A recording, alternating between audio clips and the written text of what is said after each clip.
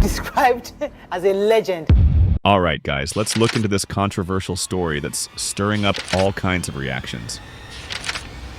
Balthazar, a high-ranking minister in Equatorial Guinea, reportedly slept with over 400 women. I beg your pardon? I beg your pardon? And yes, you heard that right, 400 women. But here's where it gets even crazier. These weren't just any women. Among them were the president's sister, the wife of the director general of police, and nearly 20 wives of other ministers. Just imagine that. So, what does this tell us?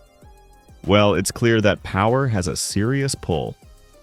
Let's be honest, an average guy without that kind of influence isn't exactly living this kind of lifestyle. Power, especially political power, can act like a magnet, and this story shows just how extreme that can get. Now hold on to your seats because it gets even wilder. Balthazar allegedly recorded these encounters, and get this, the women knew they were on camera. They weren't just aware of it, they were into it, smiling, posing, and clearly enjoying every second. Some of them even looked at the camera like they were the stars of their own show. And what's the fallout from all this?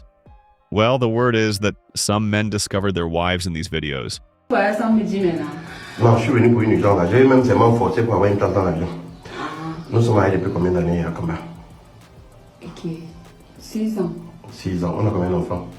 3. Je te dois quelque chose. Ouais, comment tu me poses les... Ouais, je te dois quelque chose. Non. Je t'ai épousé, non. Je t'ai doté, non. Oui. Tout ton village, et même le quartier, non. C'est toi qui dirige Tams Baby à mort. C'est toi qui dirige Lisette Fashion, Jeanne Fashion, Exotique Ilichi. Tu as combien de voitures au parking? Ouais, tu dis quoi? Ok. C'est un problème. Prends. Arrête! Tiens, non? Enlève bien tes lunettes avant de voir la vidéo là. Retire, ne fais pas de semblant avec moi. Regarde la vidéo. Tu te vois, non? Hein? T'as dit que je suis comme ça à Dubaï, en plein salle de travail, en train de vouloir crâner. Mes amis me disent que viens voir la liste des vidéos de Balthazar à Kamba. Je ne peux pas imaginer que tu connais ce gars, même dans mes rêves les plus fous. Donc, sur 400 vidéos, tu as fait 3, toi seul. Et tu lui dis qu'il te croque l'oreille. Ce que tu m'as jamais dit à moi. Hein, caca, je te fais quoi? Arrêtez mon nom. Et vous pas dire ça. Nous qui sommes arrivés loin, on va montrer nous. Arrêtez mon nom.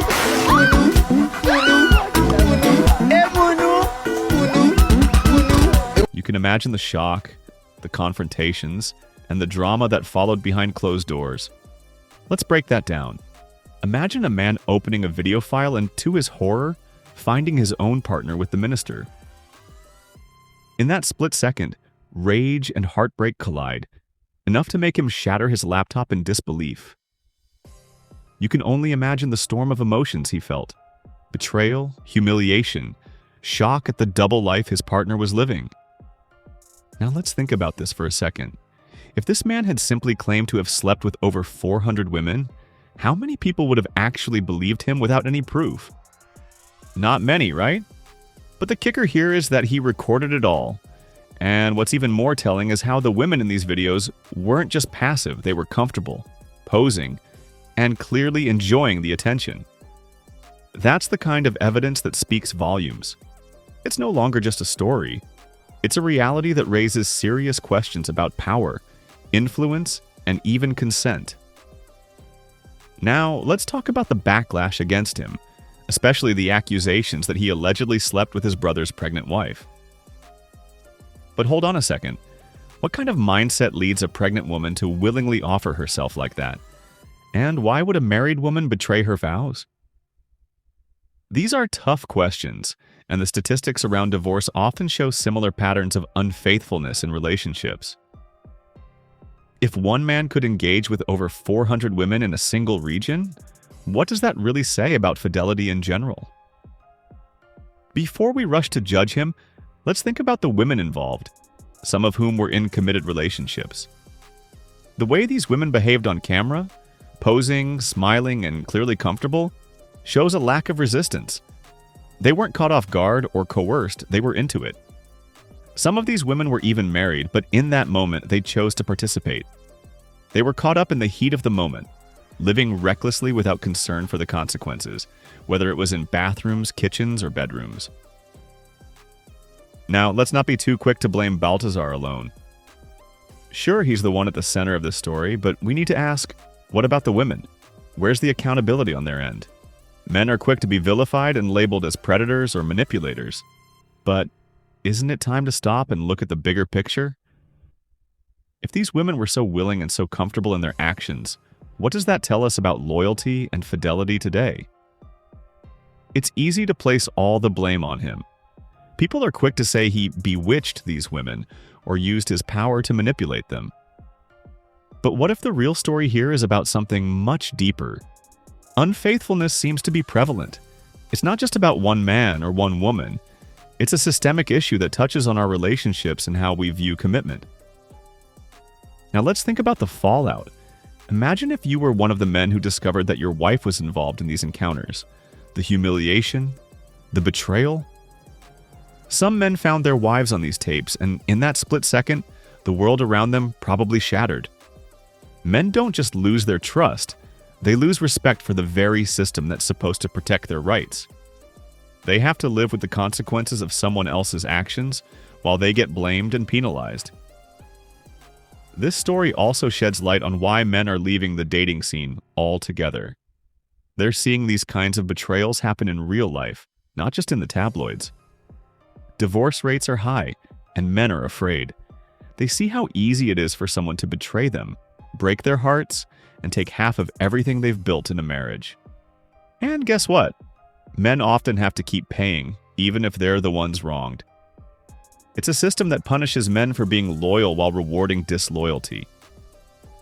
Let's think about alimony and the divorce laws. Even when the spouse is at fault, men are still forced to give up money, assets, and time. They're expected to support a woman they might have trusted, even if she's the one who left the relationship. No wonder more and more men are staying single. Why risk it?